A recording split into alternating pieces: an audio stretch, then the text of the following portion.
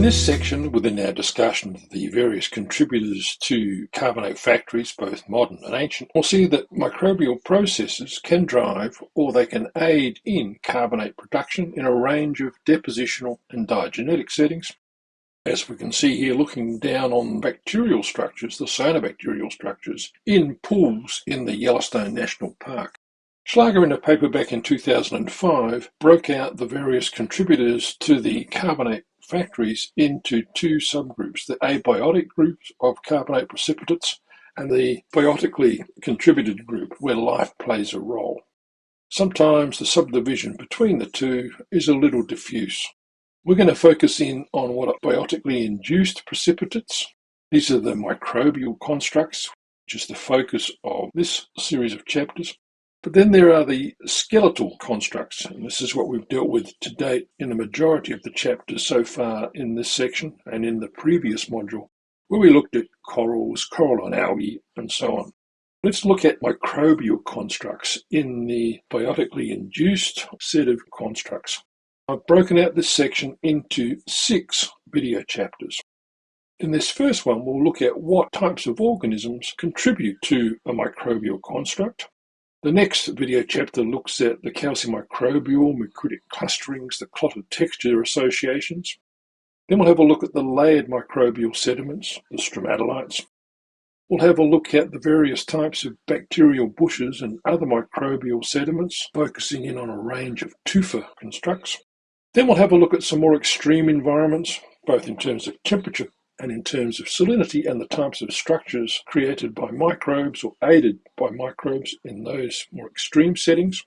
Lastly, we'll put it into a deep time framework and we'll see that today the majority of the microbial structures we study form in the extremes, the hot, the cold, and so on. But when we look back through time, we'll see that microbial constructs were the dominant forms over much of the Precambrian. We'll also see that in the Precambrian, certainly in the early part of the Precambrian, microbial constructs were below the surface. They were within the sediments and the soils, even down to depths measured in kilometres. What is a microbial construct? Well, they're features created by different types of microbes, the archaea, the bacteria, and the eukaryotes. And this grouping is everywhere. They are the dominant life form on the Earth. We tend not to recognise it because they're microscopic, and we like to see ourselves as the top of the evolutionary chain. But in terms of volumetrics, bacteria are present in far greater numbers and in far greater volumes than the various multicellular species. Many of these microbial structures, through their metabolisms and in their mucilage, create environments which favour carbonate precipitation. They tend to construct layered, laminated, peloidal precipitates. On the broader macro scale, they can construct domal or columnar structures we know as stromatolites or thrombolites. Both of those forms were much more common in the Archean and the Proterozoic than they are today. The evolution of the radula in the grazers meant the preservation of various types of layered stromatolitic structures became restricted to what were stressed environments where the various snails could not flourish. But microbial precipitates and constructs are still widespread today, although we tend not to see layered stromatolitic structures in the open marine realm, whereas we did see them dominating much of the Precambrian. Before we get into this, let's look at what controls calcium carbonate saturation. You've seen this slide in earlier modules. The conclusions that are significant in terms of the environment where calcium carbonate precipitates during the metabolism of the microbes is a simple observation that if CO2 is driven off, then that reaction moves to the left and carbonate precipitates. Whereas if the CO2 is absorbed into the solution, the reaction moves to the right and we dissolve calcium carbonate. If we drive off calcium carbonate, if we photosynthesize, then we're going to move that reaction to the left and favour the precipitation of various types of calcium carbonate minerals. Let's start off with the cyanobacteria. These are the principal contributors to carbonate production over most of geological time. They are removing CO2, so they facilitate precipitation through their photosynthetic metabolism, which locally increases the pH as it consumes CO2 or bicarbonate, driving the precipitation of carbonate minerals. They also have a mucilage. This is known as extracellular polymeric substance, which encases the actual cellular construct of the living cyanobacteria.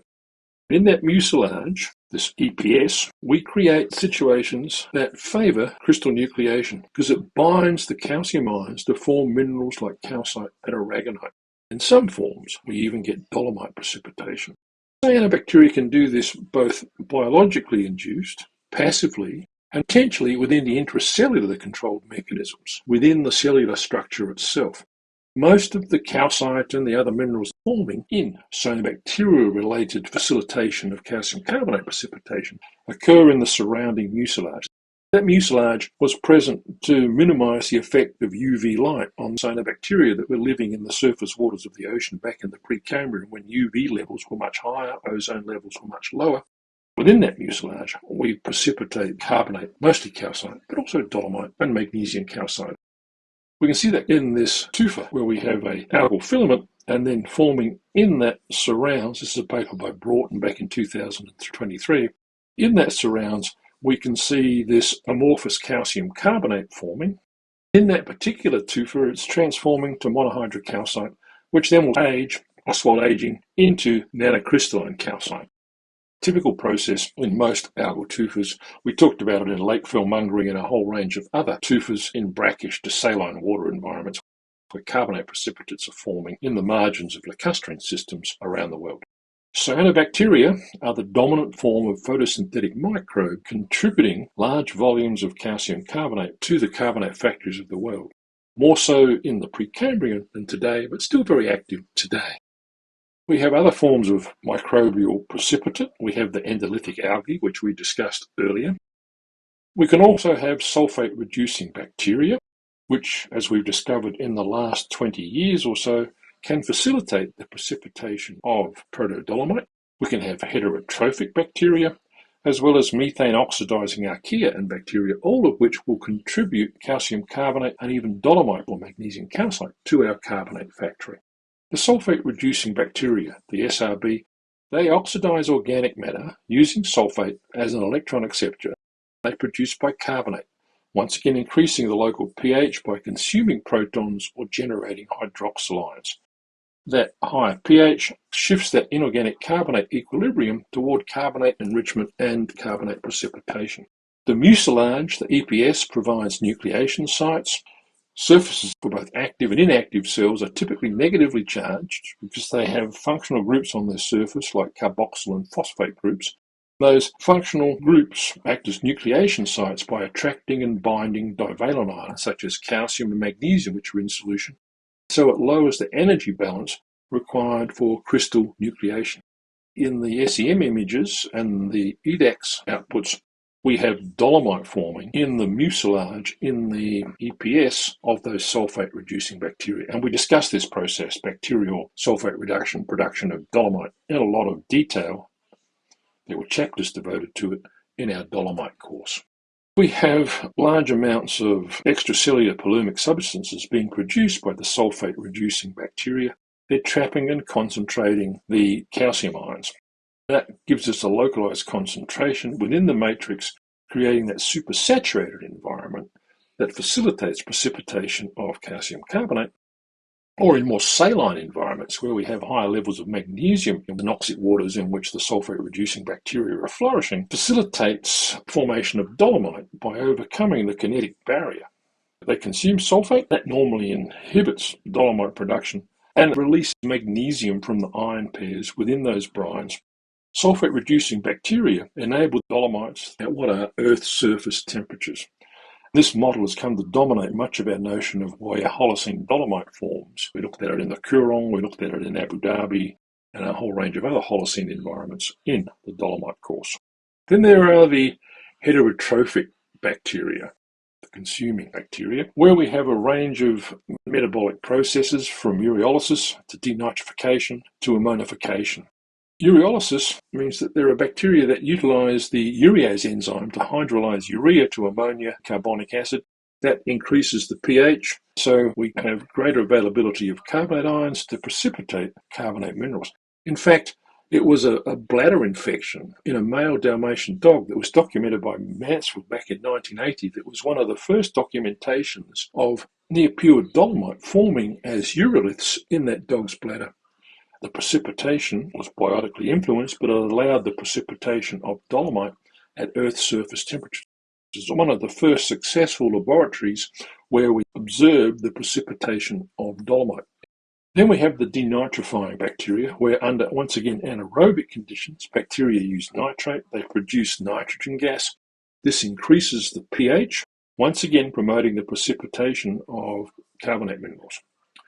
Then we have ammonification, where the reactions are quite similar to uriolysis, where we break down amino acids to produce carbonate, ammonium, and create high local supersaturation of calcium carbonate.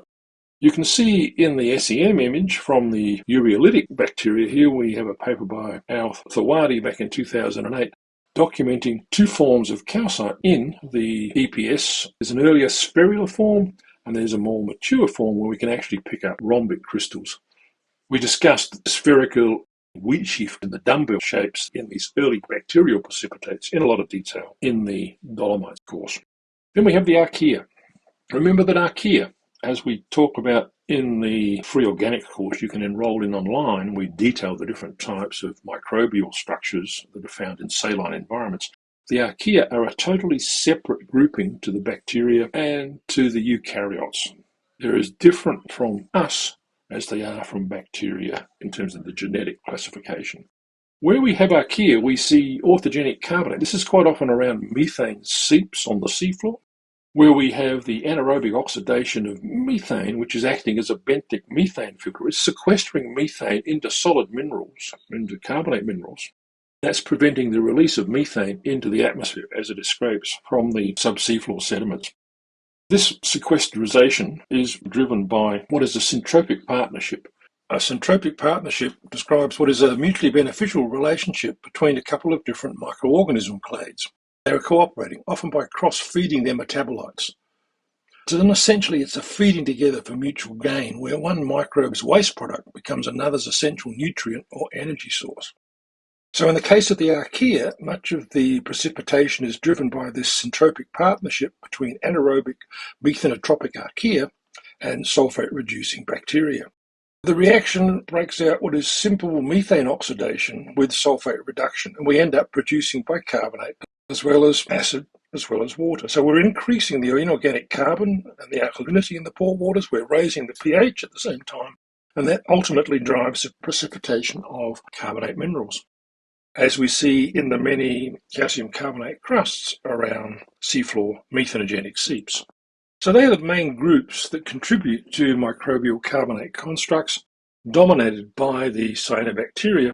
So if we look at the carbonate sediment partitioning relationships across deep time, going from the Archean through the Phanerozoic, we can see that the Precambrian was a time of profound abiogenic carbonate precipitation. Remember that the oceanic waters in the early Archean were sodium bicarbonate waters, and we saw evaporite minerals, the sodium carbonate evaporites, precipitating as marine precipitates at that time. As we move on up the timescale toward the Proterozoic, we transition into a time where at around 2.4, 2.0, we have the rusting of the oceans, the oxygenation of the oceans. We see a transition into photosynthetic products as the oxygen levels increase, moving up from the Mesoproterozoic into the Phanerozoic. In the Precambrian, we see benthic and pelagic and microbial binding. Microbial products are dominating, both as passive and active precipitates of calcium carbonate. By the time we reach the Cambrian to Jurassic, we're seeing a time of global skeletal invertebrate accumulation. Then as we pass on into the Cretaceous to the Holocene, we move the location of calcium carbonate precipitation from the shelves and the slopes out into deep water. So we see from the Cretaceous to the Holocene precipitation dominated by pelagic sedimentation, the calcareous plankton. Coming back to the deep timescale, which occurred from Lee in 2021, we can see that the proportion of stromatolitic layered laminated biostructures decreases as we cross the Cambrian-Precambrian boundary. in part explained by the evolution of skeletons, the radula, for example, which allowed the grazing of microbial mats in normal marine waters. Stromatolite proportions drop off, and most of the microbial structures since that time are grumose, clotted textural structures, far fewer stromatolites, unless we are looking at environments which were stressed, typically in terms of salinity or temperature, where these stromatolites come to dominate. The dominant precipitative setting today is the calcareous plankton, which accounts for about 2/3 of the carbonate accumulating in the world's oceans. That transition into the open ocean goes a long way in explaining the dramatic reduction or the disappearance of the different calcium microbes, automicrites, and stromatectic sediment, which dominated Paleozoic successions. Another interesting observation is that if we look at the proportion contributed in terms of time and biomass, there's a rather unseen grouping, which is volumetrically quite important. So the pie diagram on the right is plotting the current total biomass on the Earth's surface. And you can see that higher plants dominate with something like 450 gigatons of the world's total biomass. Fungi, 12, animals, 2.6, bacteria, 12, archaea, 7.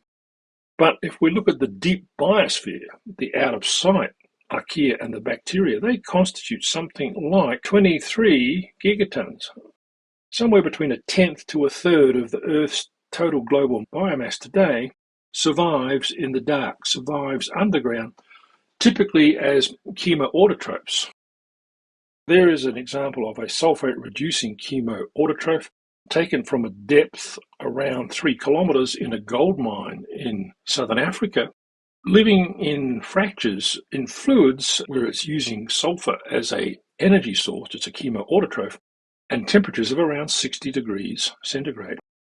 So these linear purple filaments are the Candidatus desulphorutus, living via sulfate reduction. The deep subsurface is an important place. It's been largely ignored until studies of the last 2 or 3 decades. But on the surface, the world's biomass today is dominated by higher plants, oxygen producers. Before around 400 million years ago, there was a relatively low surface biomass with high productivity, giving us a fast turnover supplying carbon to the deep biosphere. So the deep biosphere has a high biomass but low productivity and low metabolic turnover. There was a big change at around 2.2, 2.4 gigayears ago with what's known as the Great Oxidation Event, and that's where we transitioned from bacterial stromatolites into cyanobacterial stromatolites. There's a major shift in terms of biomass source with the transition into the oxic oceans around 2.4 and certainly by 2 billion years ago. And then at around 400 million years ago, we see that significant increase in terms of higher plant material. Today, cyanobacteria make up a small fraction of the world's total biomass, but they're responsible in the marine realm for something like 25% of global marine productivity. They're still significant contributors. The aquatic cyanobacterial contribution was much higher in the Proterozoic prior to the evolution of eukaryote diversity. The other diagram that we're seeing on the lower part of that illustration is showing us for at least half of the history of life on Earth, the deep biosphere made up of the subsea floor, the deep continental and the soils, the deep biosphere, things living in the dark, typically as chemoautotrophs, outweighed the surface biosphere by about an order of magnitude. Things were very different in terms of the biomass distribution, the microbial distribution in the Paleoproterozoic and the Archean than they are today. In the next section, I'm going to look at calcium microbial macritic clusters for gromulose textures that typify many microbial constructions, both today and in the past, with textures that are petrographically recognized.